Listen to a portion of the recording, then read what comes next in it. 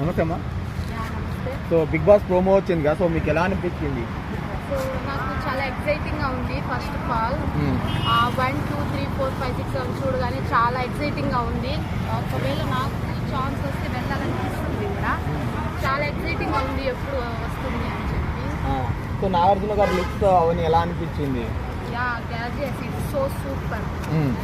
So Nagarjuna చుట్టూ last ప్రోమోలో చూస్తుంటే అటు నలుగురు అమ్మాయిలు ఉన్నాయి, ఈసారి 5 పెట్టారు కదా. సో మీకు ఎలా ఇష్టంగా బాగా ఫేమస్. ఓకే బిగ్ బాస్ 8కి రాబోతుంది, మీ ఫీలింగ్ ఎలా ఉంది? యా ఒక లేడీ వెళ్తున్నారంటే అది ఎంతో కష్టపడి వెళ్తే కానీ ఆ ఛాన్స్ రాదు. చాలా ఎక్సైటింగ్గా ఉంది తనని కూడా చూడాలని చెప్పి.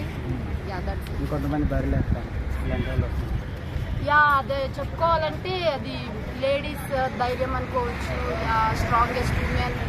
సో లైక్ మరి ప్రోమోలో చూసుకుంటే అన్లిమిటెడ్గా చూపించారు, ఎంతైనా తీసుకువెళ్ళచ్చు అంటున్నారు కదా. సో మరి దాన్ని బట్టి మీకు ఏం అర్థమైంది? సారీ అన్లిమిటెడ్ ఫన్ కానీ ఎనీవన్ ఉంటుంది బిగ్ బాస్ అయితే అంటున్నారు, 7 కంటే ఇంకా ఎక్కువ ఉంటుంది అంటున్నారు. ఓకే దాన్ని బట్టి మీకు ఏం అర్థం అంటే ఆ ప్రోమోని బట్టి? అంటే జనాలు చాలా ఇష్టపడుతున్నారు కదా.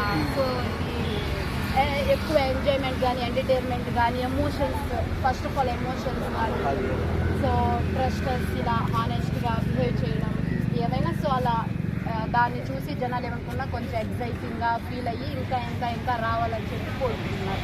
నేను కూడా అంతే కోరుకుంటున్నాను. నాకు కూడా ఛాన్స్ వస్తే వెళ్ళాలనుకుంటున్నాను. Yeah of course.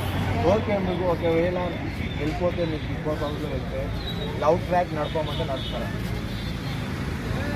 Love track చూడాలి. ఉంటాయి కదా, మీకు ప్రతిలాగా ఏమైనా లవ్ ట్రాక్ నడుపుకుంటారు మీ ఓకే అంటే చాలా